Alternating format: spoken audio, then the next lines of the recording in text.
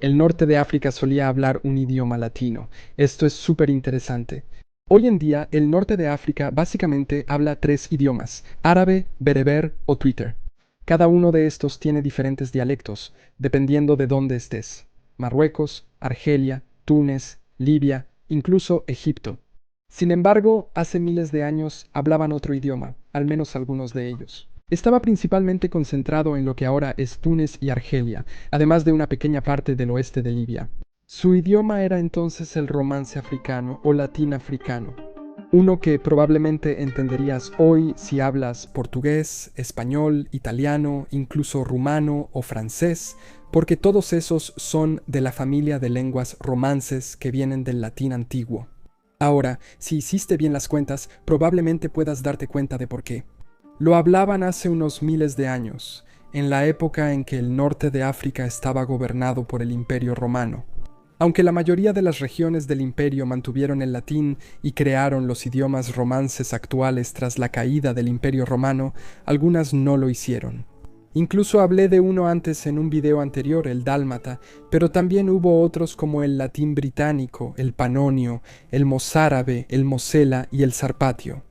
Y aquí en el norte de África tenemos otro ejemplo. Tal vez un video que cubra a todos juntos también sería interesante. Estas regiones se conocen colectivamente como Romania submersa, pero enfoquémonos primero en el norte de África en este video, porque quiero profundizar un poco en esta historia tan interesante y tratar de entender primero cuál fue su trasfondo, cuál es el contexto histórico detrás de la creación, implementación y desarrollo de este idioma. Luego, entender cómo era el romance africano y dónde se hablaba, además de cómo se hablaba exactamente, y finalmente, qué le pasó. Sabemos que se extinguió, pero ¿de qué manera y por qué?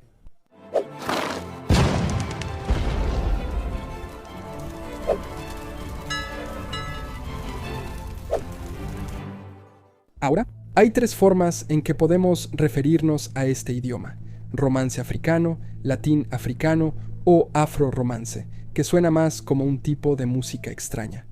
Los nombres nos dicen algo directamente. Era un idioma latino o romance que se hablaba aquí en el norte de África, pero principalmente, si no es que únicamente, en las áreas que eran provincias del Imperio Romano. Esto incluye partes de la actual Túnez, Libia y Argelia.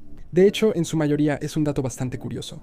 Cuando los romanos llegaron por primera vez al norte de África, en lo que hoy es Túnez, en realidad llamaron a su provincia allí África. Solo me refería a esta zona en ese momento, que surgió en el año 146 a.C., tras la derrota de Cartago en la Tercera Guerra Púnica. La ciudad de Cartago fue destruida y reconstruida como una colonia romana. Este mapa muestra una línea rosa llamada Fossa Regia o Regia, que es esencialmente la frontera de la región inicialmente ocupada por los romanos, separándola del resto de Numidia. Y nos muestra precisamente dónde se implementó por primera vez este latín norteafricano, desde dónde se desarrolló y desde dónde se expandió y creció. Eventualmente, los propios romanos se expandieron y llegaron a gobernar toda la costa norte del continente, dividiéndola en 4 provincias, de oeste a este. Mauritania, muy lejos de lo que es Mauritania como país hoy en día. Esto era Marruecos y el norte de Argelia, luego África, que era Túnez y parte del oeste de Libia, Cirenaica, el resto de Libia y Egiptus, Egipto, por supuesto. Mientras que el latín romano se extendió más hacia la mayor parte de África y partes de Mauritania, no se difundió ampliamente por toda la parte norte del continente. Y siguieron hablando muchos de los idiomas locales, incluso algunos dialectos bereberes que pertenecen a los nativos de las regiones y que perduran hasta hoy, el verdadero idioma original de la región. Estos idiomas son anteriores al árabe, que como veremos más adelante, llegó mucho, mucho después. Entonces, ahora que entendemos el contexto, cómo llegó, cómo surgió, cómo era realmente el idioma, como todas las lenguas romances, el romance africano descendía del latín vulgar, el no estándar, en contraste con el latín clásico. Soldados y comerciantes lo hablaban en todo el Imperio Romano. Con la expansión del imperio, el latín vulgar se habló en los territorios controlados por Roma en el norte de África. No es difícil imaginarlo. Los soldados llegan y, a medida que conquistan la región, se establecen allí, comienzan a interactuar con los habitantes locales y estos empiezan a aprender el idioma, para responder quizá vender sus productos. Pronto, un soldado romano se casa con una mujer local y sus hijos aprenden latín, mezclado con algunas palabras locales, creando una nueva variedad del idioma. Este proceso, sin duda, fue facilitado también por comerciantes de otras partes del imperio que vinieron a esta región para aprovechar un nuevo mercado que se había abierto. Y a medida que el imperio se apoderaba del territorio, desde el punto de vista del gobierno, tiene sentido que trajeran consigo su idioma administrativo, y así todos los asuntos estatales comenzaron a manejarse en latín. Imagina que eres un comerciante bereber en Cartago y necesitas algún tipo de licencia. Vas a tener que aprender al menos un poco de latín para poder lidiar con la burocracia. Estas pequeñas cosas contribuyeron a la creación de la lengua romance africana, a su establecimiento y expansión. Aunque tenemos evidencia de que los romanos no eran tan estrictos con esto, una inscripción en una puerta del teatro de Leptis Magna muestra que el latín y el púnico se usaban simultáneamente, lo que prueba su coexistencia durante siglos. El púnico era un tipo de fenicio que hablaban los cartagineses en la región antes de la conquista romana. Quizá si hubieran sido más estrictos y realmente hubieran erradicado todas esas otras lenguas antiguas, la región todavía hablaría una lengua romance hasta hoy. Como veremos, no creo que ese fuera el caso. Sin embargo, el idioma perduró mucho tiempo. Un estudio de 2015 menciona que se habló durante al menos 15 siglos. Esos son 1500 años en algunas zonas rurales de Túnez, posiblemente hasta finales del siglo XV. Realmente no sabemos cómo sonaba. Como puedes imaginar, no había grabadoras en ese entonces, así que solo podemos adivinar sus características fonéticas y léxicas.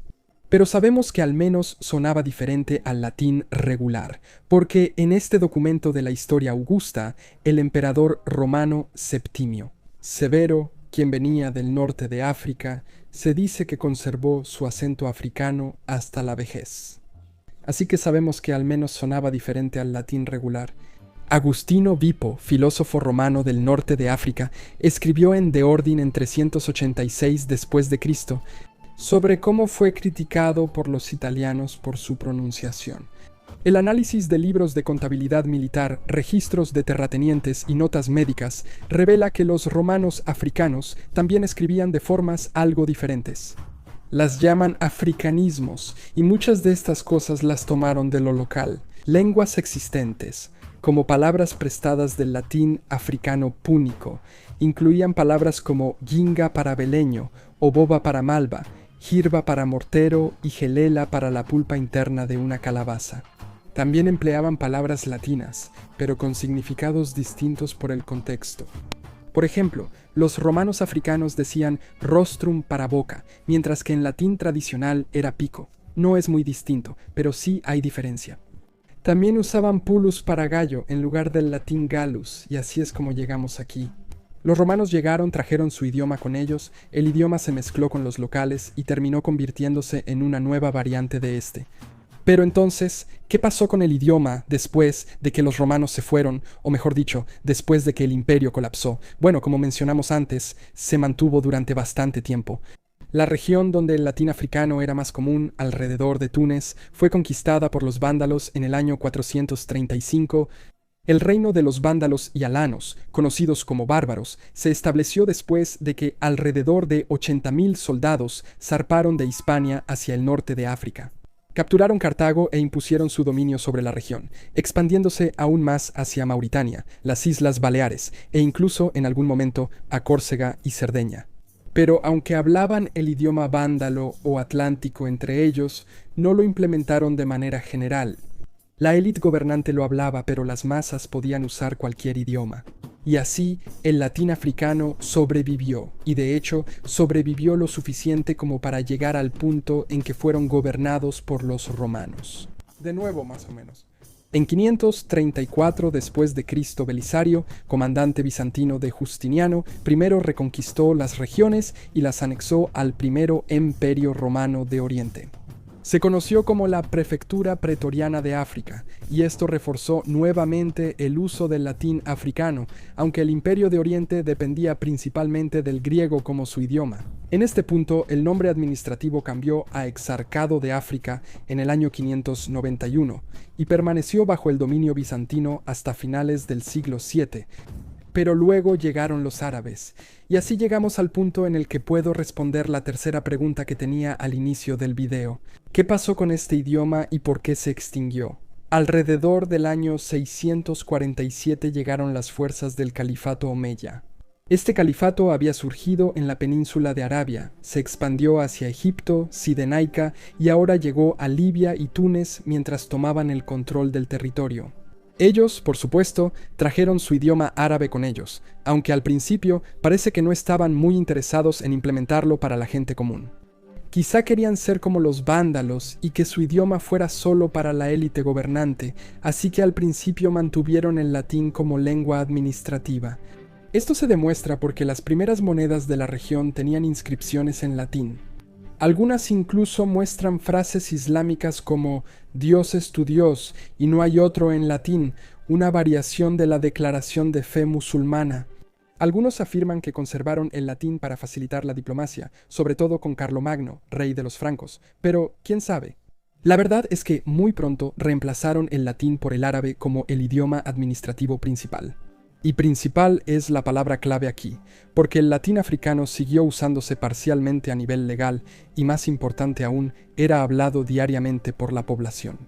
En el siglo XI, cuando un gobernador árabe local, Abu Ubaida Abd al-Hamid al-Janauni, asumió el cargo, se dice que proclamó su juramento en árabe, bereber y lo que describieron como un idioma local no especificado que creo que podemos interpretar como una variedad romance del latín, y por la gente común se usaba aún más, especialmente en las regiones costeras.